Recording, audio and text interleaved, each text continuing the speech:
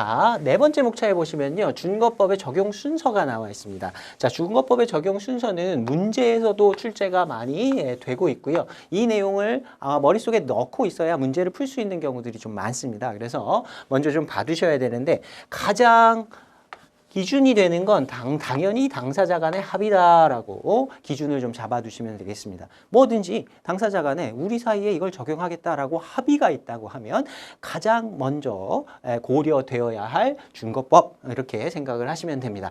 단 하나 당사자의 합의보다 우선될 수 있는 게 강행규정, 아까 말씀드린 관세법 같은 이런 법규들은 내가 지키고 싶으면 지키고 안 지키고 싶으면 안 지키고 이렇게 무시할 수가 없는 거잖아요. 무조건 지켜야 되는. 이거를 그 규정들대로 지키지 않았다라고 하면 여기에 제재가 따르는 거죠. 뭐 벌금을 물게 된다거나 이렇게 제재가 따르는 요 강행 규정, 요게 가장 최우선이다. 그래서 당사자의 합의보다 우선될 수 있는 건 강행 규정밖에 없다. 이렇게 보시면 되고요. 그다음에 당사자 간에 합의가 없다고 하면 이제부터 조금 문제가 되는 겁니다. 당사자가 합의를 하나하나씩 꼼꼼하게 해두는 게 가장 좋은 방법인데요. 합의를 하지 않았다거나 계약을 체결할 때 제대로 하지 않은 거죠. 또는 합의를 했다 하더라도 우리가 당사자들이 예상하지 못한 부분이 있을 수 있습니다. 아니 이런 부분에서 문제가 생길 줄은 정말 몰랐어요. 계약을 체결할 때. 근데 문제가 생겼어요. 그 문제를 풀어나가야 되는데 당사자 간에 합의한 건 없습니다. 그런 경우에 보충적으로 적용되는 법원들이 이런 것이다 라고 보시면 됩니다. 그래서 국제무역계약법의 임의규정이라고 얘기하는 또는 상관습법이라고 얘기하는 뭐 국제협약이라든가 이런 것들은 강행 규정이 아니라 지키고 싶으면 지키고 적용하고 싶으면 적용하고 빼고 싶으면 빼도 되는 이런 협약들. 그다음에 우리가 아까 얘기했던 인코텀스라든가 UCP 같은 상관습법 이런 것들이 그 당사자의 합의가 없는 경우 이런 것들이 적용될 수 있겠구나. 보충적으로 적용될 수 있는 준거법이라고 보시면 되겠습니다. 그다음에 마지막에 조리. 그냥 일반적인 상식으로 일반적인 사회 통념 통칙으로 봤을 때 어떤 게 더 적합하다 이런 걸 판단하는 요거는 이제 법 규정 같은 건 없는 거죠. 명문의 규정은 없지만 적용할 수 있는 법원이다. 그래서 다시 한번 정리를 하면 당사자 간의 합의를 가장 기본으로 보시면 되고 당사자 간의 합의에 우선될 수 있는 건 강행 규정뿐이다. 당사자의 합의가 명확하지 않은 경우에는 국제협약이라든가 이런 임의 규정들을 적용하게 되고 그 이후에 상관습법, 인코텀스 같은 UCP 같은 상관습법을 적용한다. 가장 마지막에 조리가 적용된다. 이렇게 순서를 좀 잡아두시기 바랍니다. 여러 번 말씀드리지만 단골로 출제되는 내용이니까 반드시 좀 봐두세요.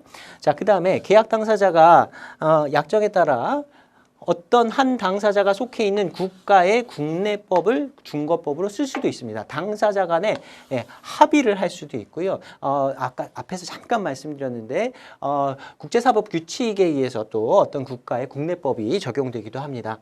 예를 들어서 한국하고 미국하고 무역계약을 할 때 우리 사이의 준거법은 한국의 상법이다. 이렇게 규정을 할 수도 있는 거고요.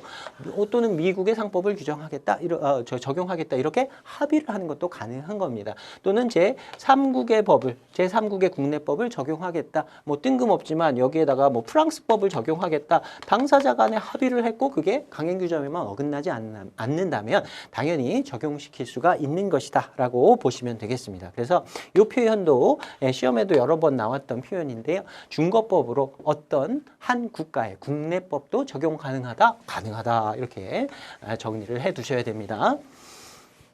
자, 그 다음에 참고 내용의 국제사법 Private International Law라고 합니다. International Private Law 이렇게 순서를 바꿔서 쓰기도 하는데요. Private International Law라고 하는 건 일단 국제적으로 적용이 되는 Private Law, Private 하면은 Public 하고 반대되는 개념이라고 보시면 됩니다. 얘는 공적인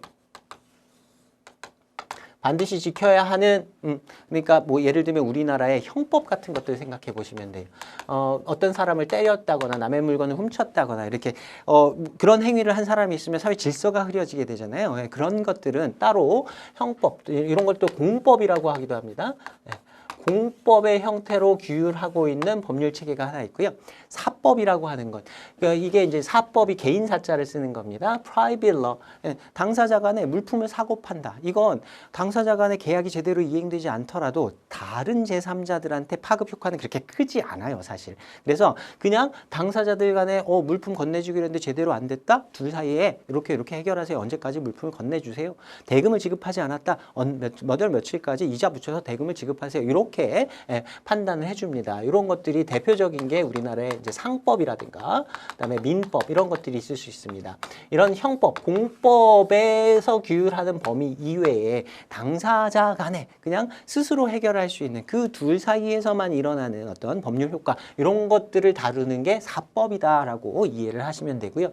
그러한 일들이 국제적으로 벌어지는 걸 규율하는 법을 국제사법이라고 한다. 조금 헷갈리실 텐데 조금 더 살펴보겠습니다. 자, 국제사법과 중거법의 결정 원칙 이렇게 나와 있습니다. 자, 중거법에 대해서 당사자의 합의가 없다. 합의가 있으면 합의를 적용하면 되는데 합의가 없는 경우에 법정지의 법원이 국제사법에 따라 중거법을 결정하게 된다. 법정지라고 하는 건 그 법률적 판단이 이루어지는 장소를 얘기하는 겁니다. 예를 들어서 우리나라랑 미국이랑 이제 무역을 하다가 분쟁이 생겼어요. 한국의 법원에서 소송을 진행할 수도 있고요. 또는 미국의 법원에서 소송을 진행할 수도 있습니다. 소송이 진행되는 장소를 법정지라고 한다라고 생각하시면 됩니다. 법정지에서 그 법원이, 그 코트가 법원이 요런 상황에서는 우리는 어떤 법률을 적용한다라고 하는 원칙을 국제사법이라고 생각하시면 됩니다. 세 번째 땡땡이를 한번 보시면요. 국제사법은 서부의사법 또는 저촉법이라고도 하는데 우리나라 국제사법의 1조의 목적에 이렇게 써 있습니다. 이걸 보시면 조금 이해가 편하실 거예요. 외국적인 요소가 있는 법률 관계에 대해서 국제재판 관할에 대한 원칙, 그다음에 중거법을 정함을 목적으로 한다라고 규정을 해놨습니다. 우리나라에도 국제사법이라는 법이 있어요. 법제처 사이트에 들어가셔서 국제사법이라고 치면 이 내용이 나옵니다. 국제사법 1조에 가보면 이렇게 돼 있어요. 외국적인 요소가 있는 법률 관계에 대해서 전제는 이렇습니다. 한국과 미국이 물품을 사고 팔아요. 외국적인 요소가 있는 거죠. 국내에서 거래가 이루어지는 게 아니라 한 국가가 아니라 외국하고 관련된 법률적 관계예요. 거기에 대해서 자, 당사자 간의 합의가 없어요. 당사자의 합의가 없어서 한국 법원에서 진행할 건가 미국 법원에서 진행할 건가 합의가 없습니다. 그걸 정해주는 법이 국제사법입니다. 그 다음에 이렇게 한국에서 진행할지 미국에서 진행할지 소송을 진행할지를 정했다라고 하면 거기에 적용될 중거법, 한국 법을 적용할 건가 미국 법을 적용할 건가 국제협약을 적용할 건가 제3국의 법을 적용할 건가 그런 기준들을 정해놓은 게 국제사법이라고 보시면 됩니다. 그래서 국제사법의 내용들을 쭉 살펴보면 여러분이 보실 필요는 없어요. 내용만 설명만 들으시면 되는데 내용을 살펴보면 예를 들면 매도인이 매수인에게 물품을 인도하지 않으면 매수인이 매도인에게 대금을 지급하지 않으면 어떻게 한다. 뭐 어떤 권리를 행사할 수 있다. 이런 내용은 하나도 없어요. 이런 내용은 하나도 없고 자 이런 경우에 매도인이 어떤 국가에 있고 매수인이 어떤 국가에 있는데 매수인이 대금을 지급하지 않으면 그 지급을 하지 않은 매수인의 국가에서 소송을 진행하고 그 국가의 국내법을 적용한다. 뭐 이런 식으로 기준만 기준만을 마련해 놓은 게 국제사법이라고 보시면 됩니다. 그러니까 간단하게 얘기하면 국제사법은 어디에서 소송을 진행할지 어떤 나라의 법규를 적용할지 내용을 정해주는 법을 국제사법이라고 한다라고 생각하시면 됩니다. 자, 그래서 다시 처음으로 돌아오셔서 중거법에 대해서 당사자의 합의가 없다고 하면 법원에서 이걸 판단해요. 법원에서 판단할 때 국제사법, 그 국가의 국제사법을 기준으로 중거법을 판단하게 된다. 그래서 두 번째 땡땡이 보시면 국제사법이란 외국과의 법률관계, 외국과의 법률관계를 섭외적 법률관계라고 표현을 쓰기도 합니다. 섭외가 이 섭자가 건널 섭자입니다. 그래서 외국하고 한 다리 건넌 법률관계라는 뜻이에요. 섭외사법, 국제사법 같은 의미로 보시면 됩니다. 국제사법은 섭외사법이라고 얘기하기도 한다. 똑같은 의미다라고 보시면 되고요. 자, 이러한 법률관계에 있어서 국내법과 외국법이 충돌하는 경우 당연히 충돌하겠죠. 외국의 법이 있고 국내법이 있으니까 법률의 저촉을 규율하기 위한 법률이다. 서로 부딪히는 부분을 조정해주기 위한, 교통정리를 해주기 위한 법이다. 법정지의 법원이 일정한 기준에 따라 그 일정한 기준이 국제사법에 써 있어요. 실질적인 법률의 적용을 지시하는 법률을 말한다. 말이 조금 어렵긴 한데 아무튼 적용될 법률을 정해주는 법이 국제사법이다라고 보시면 됩니다.